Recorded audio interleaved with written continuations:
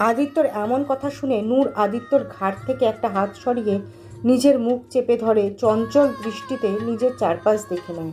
জায়গাটা জনমানব শূন্য, কোনো ধুধু করা বালির রাস্তা যা দিয়ে আদিত্যকে কোলে নিয়ে হেঁটে যাচ্ছে। সময়টা বিকেলের শেষ দিকে, হালকা রোদ রয়েছে, তবে এই রোদের তাপ নেই এখন। বেশ খানিকটা পথ পেরোতেই নূরের চোখে পড়ে সামনে কোনো নদী আছে, আর চারপাশ দিয়ে অনেকগুলো কাশফুল ফুটে আছে। সূর্যের আলো পড়ায় সেই ফুলগুলো যেন দূর থেকেই জ্বলজ্বল করছে। নদীর দিকে যত এগিয়ে যাওয়া হচ্ছে তত মনে হচ্ছে অদৃশ্য শীতল বাতাস সর্বশরীর দোলা দিয়ে যাচ্ছে। নদীর কাছে এসে আদিত্য নূরকে কোল থেকে নামিয়ে দেয়। নূর এক পলক আদিত্যর দিকে তাকায়। আদিত্য নূরকে ইশারা করে যেতে বলে। নূর ঠোঁট প্রসারিত করে হাসি দিয়ে সামনের দিকে এগিয়ে যায়। কাশফুলগুলো ছুঁয়ে দিতে ভীষণ মন টানছে নূরের। নিজের রুমে বসে নূর বিকেলে ঘটে যাওয়া ঘটনাগুলো ভাবছে আর আনমনে মিটিমিটি হাসছে। অবশেষে সে তার প্রিয় মানুষটির মনের কথা জানতে সক্ষম হয়েছে। তার প্রিয় মানুষটি যে তার মতোই তাকে ভালোবাসে তা জানতে পেরে আজ ভীষণ খুশি হয়েছে নূর। ফ্ল্যাশব্যাক। অনেক দিন পর এমন খোলা জায়গায় মনোমুগ্ধকর পরিবেশে এসেছে নূর, যেই পরিবেশ বিষণ্ণে ছেয়ে থাকা মনের ওপর থেকে কালো মেঘের চাদর সরিয়ে খুশির মেলা এনে দিতে পারে। নদীর ধারে একরাশ কাশফুলের মেলা বসেছে যেন। নূর কাশফুলগুলো ছুঁয়ে ছুঁয়ে দেখছে। মাঝে মাঝে দমকা হাওয়া এসে নূরের খোলা চুল এলোমেলো করে দিচ্ছে, শরীরে আলাদা শিহরণ জগিয়ে তুলছে। দুহাত দুদিকে মেলে চোখ বন্ধ করে জোরে জোরে নিঃশ্বাস নিচ্ছে নূর। প্রাকৃতিক সৌন্দর্য উপভোগ করছে। আদিত্য নূরের পেছন পেছন হেঁটে আসছে আর নূরকে খুশি হতে দেখে মিটমিটিয়ে হাসছে। আদিত্যর মনেও আলাদা শিহরণ কাজ করছে। এমন মনোমুগ্ধকর মুহূর্তে দাঁড়িয়ে প্রিয়তম তার প্রিয়তমার কাছে নিজের মনের অনুভূতিগুলো বহিঃপ্রকাশ করলে নিস্তব্ধ প্রকৃতিও প্রিয়তমাকে সায় জানাবে। প্রিয়তমার ভালোবাসাময় অনুভূতিগুলোর নিজের মনের গহীনে যেন স্থান দেয় সে। প্রিয়তমার দিকে যেন ভালোবাসার হাত বাড়িয়ে দেয়। আদিত্য নূরকে প্রপোজ করার বিষয়টা পূর্ব পরিকল্পনা করে রাখলেও অন্য কোনো ফুল কিনে নিজের সাথে আনেনি, কিন্তু এখানে এসে এত সুন্দর কাশফুলগুলো দেখে সেই ফুল না আনার শূন্যতা অনায়াসে পূরণ হয়ে যায়। আদিত্য বেছে বেছে বেশ কয়েকটা কাশফুল ছিঁড়ে একত্র করে নেয়। এই প্রথম হয়তো কোনো প্রেমিক পুরুষ তার মনের অনুভূতিগুলোর বহিঃপ্রকাশ ঘটাবে তার প্রিয়তমার নিকট কাশফুলের তোড়া এগিয়ে দিয়ে। ফুল ছিঁড়ে একত্র করতে গিয়ে নূরের থেকে বেশ অনেকটা পেছনে পড়ে যায় আদিত্য। পরক্ষণেই দ্রুত ছুটে নূরের সম্মুখে এসে দাঁড়িয়ে পড়ে আদিত্য। নিজের দুহাত পিঠের পেছনে রেখে হাঁপাতে থাকে। হঠাৎ আদিত্যকে নিজের সামনে এসে হাঁপাতে দেখে নূরের ভ্রুযুগল কিঞ্চিত কুঁচকে আসে। আদিত্য স্বাভাবিক হতে কিছুটা সময় লাগে। স্বাভাবিক হবার পর মুহূর্তে আদিত্য চোখ তুলে নূরের দিকে দৃষ্টি নিক্ষেপ করে। তারপর নূরকে কিছু বলার সুযোগ না দিয়ে নূরের সামনে দু হাঁটু ভেঙে বালির ওপর বসে নূরকে উদ্দেশ্য করে বলে, প্লিজ কিছু সময়ের জন্য নিজের বকবক টাইপ স্বভাবটাকে নিয়ন্ত্রণ করে রাখবি। আমি তোকে কিছু কথা বলবো, মনোযোগ সহকারে সবটা শুনবি। কথার মাঝে কোনো কথা বলবি না। আমার কথা বলা শেষ হলে তারপর তোর যা বলার বলিস। এখন আমাকে বলার সুযোগ দে। আদিত্যর এমন কাজে আর কথায় নূর শুধু অবাকই হচ্ছে। চাইলেও ওর মুখ থেকে কোনো শব্দ বের করতে পারছে না সে। সব কথা গলা পর্যন্ত এসেই আটকে যাচ্ছে। আদিত্য জোরে একটা নিঃশ্বাস নিয়ে বলে, 8 বছর আগে তোর সাথে খুব ভালো বন্ধুত্বপূর্ণ সম্পর্ক ছিল, কিন্তু তখন তোকে নিয়ে আমার মাঝে অন্যরকম কোনো অনুভূতি বা ভাবনা ছিল না, যার জন্য আমার অনেক বেশি খারাপ লাগবে তোর থেকে দূরে চলে গেলে। একেবারে যে খারাপ লাগবে না বা লাগেনি এমন কিন্তু না। হঠাৎ নিজের জীবনে পরিবর্তন হওয়া, ছোট থেকে একটা জায়গা থেকে হঠাৎ নতুন জায়গায় চলে যাওয়া, তারপর সেখানে মানিয়ে পুরনো স্মৃতিগুলো পিছু না ছাড়া, সব মিলে আমিও বেশ অশান্তিতে দিন পার করছিলাম। সেই মুহূর্তে আমার জীবনের নতুন সঙ্গী হিসেবে একজন আসে, যাকে আমি আমার নিজের বন্ধু কম ভাই ভাবতাম।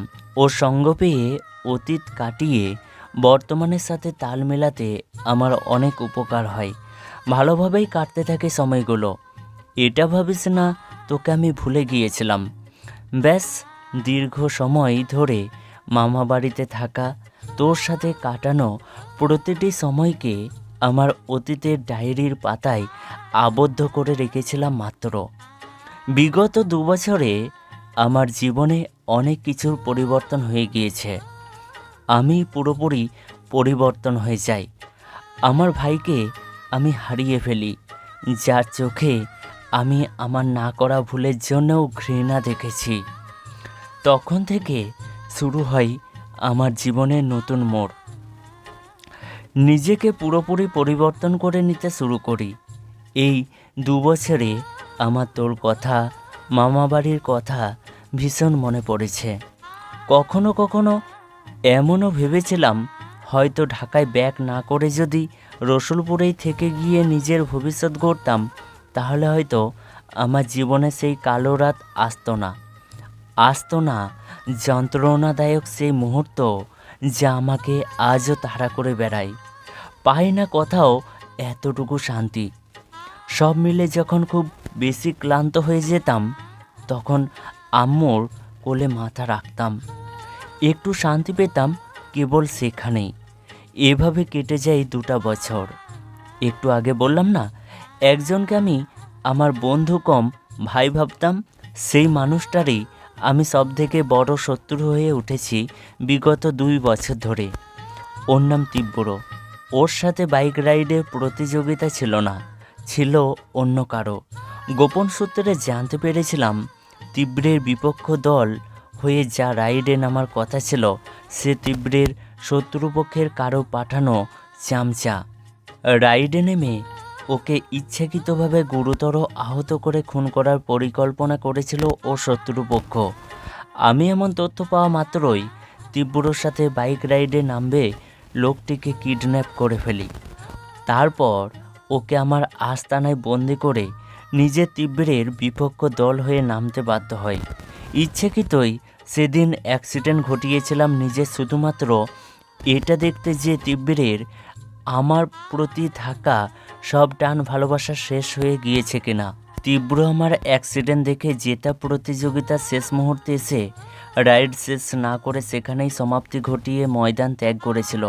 সে এতটুকু সুস্থ হওয়ার পর জানতে পারি, এতটুকু বুঝতে পারি, ওর মনে আজও আমার জন্য টান ভালোবাসা আছে। হয়তো ও চিন্তা করে আমি আসল দোষী না। সুস্থ হওয়ার 2 দিনের মাথায় আম্মু এসে জানায় মোনার বিয়ে ঠিক হয়েছে, তাই আমাদের যেতে হবে রসুলপুর মামা বাড়ি। মনে মনে একটা চাপা খুশি কাজ করছিল। 8 বছর পর আবারও মামা বাড়ি আসতে পারবো, তুই সবার সাথে আবার কত কথা আড্ডা আনন্দ করতে পারবো। ফুর্তি নিয়ে রসুলপুরে আসি।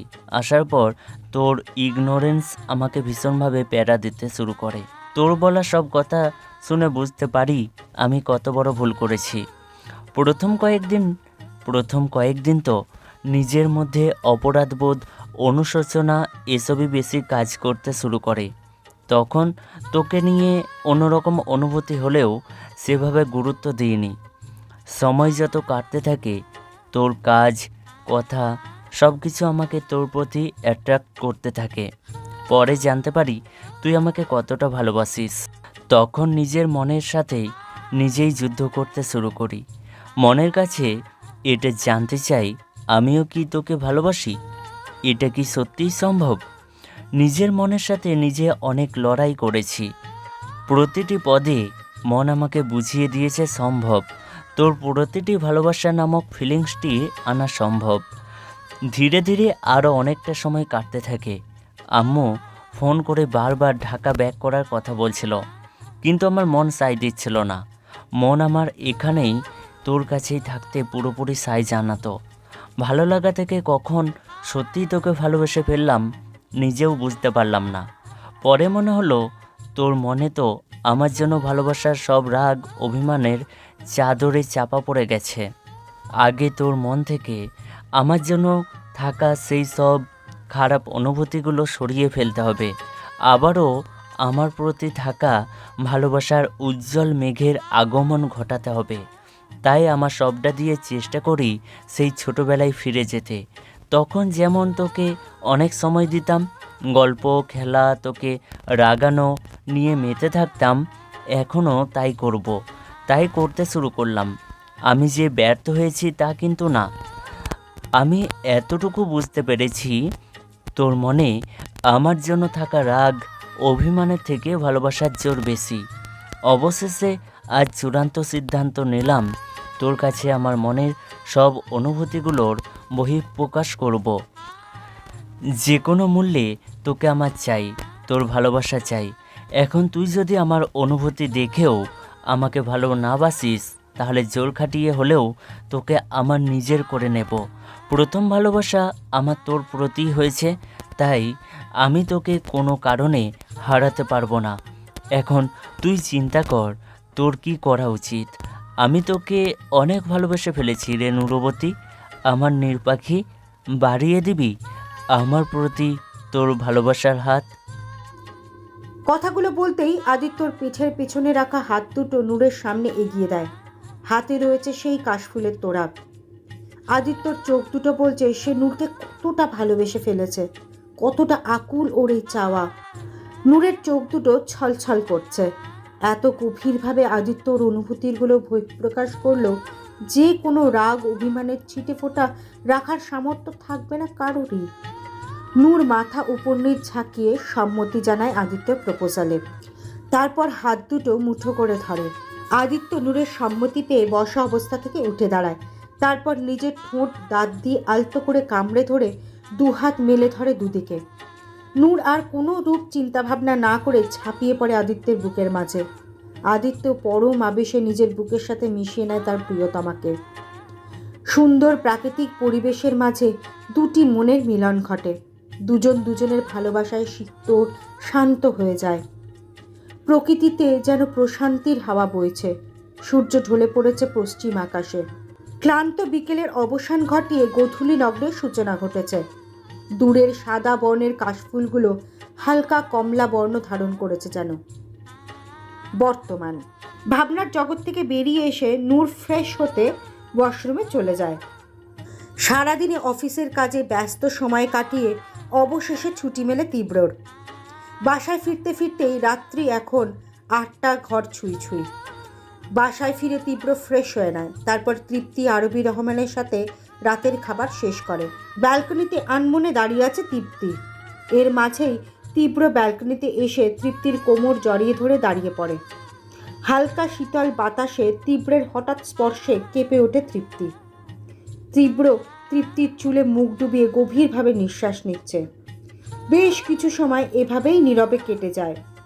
নীরবতার দেওয়াল ভেঙে তৃপ্তি তীব্রকে উদ্দেশ্য করে বলে, অনুর মৃত্যুর জন্য আপনি কি সত্যি আদিত্য ভাইয়াকে দোষী মনে করেন?